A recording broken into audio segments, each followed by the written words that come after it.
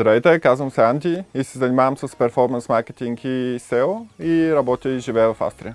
Като човек, който има вече някакъв опит, бих казал, че за мен беше доста полезна контакта с Дидо, Ники, с Боби, както и Евгений.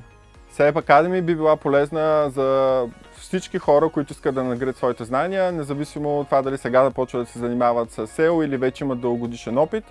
За някой е сложно, за други е по-лесно, но всички започват от едно ниво, всички лектори се опитват да уеднаквят нивото и съответно всеки в края на академията излиза с повече знания от това, което е имал преди да започне. Ако мога да опиша SEO Academy с една дума, това е била общност. Всички колеги, студенти, които са в групата, си помагат, всеки е готов в нужда да даде знания или да поиска помощ, има възможността, така че бих казал една голяма затворена общност, в която всеки нов е добре дошъл.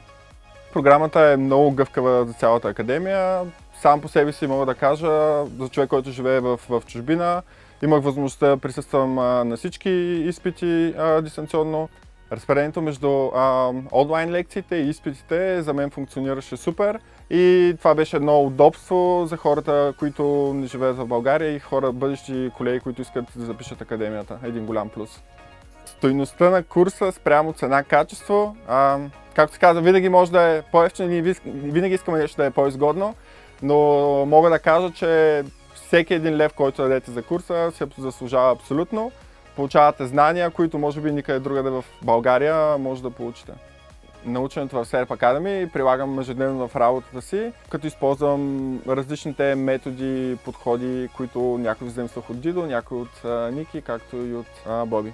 Участието в SEO Academy ми даде допълнителен опит и знания, както и начина, по който колегите от SEO Academy работят. Те не скриха нищо от нас, така да се каже, което се случва зад кулисите. И това е един голям плюс за всички, които искат да участват в академията.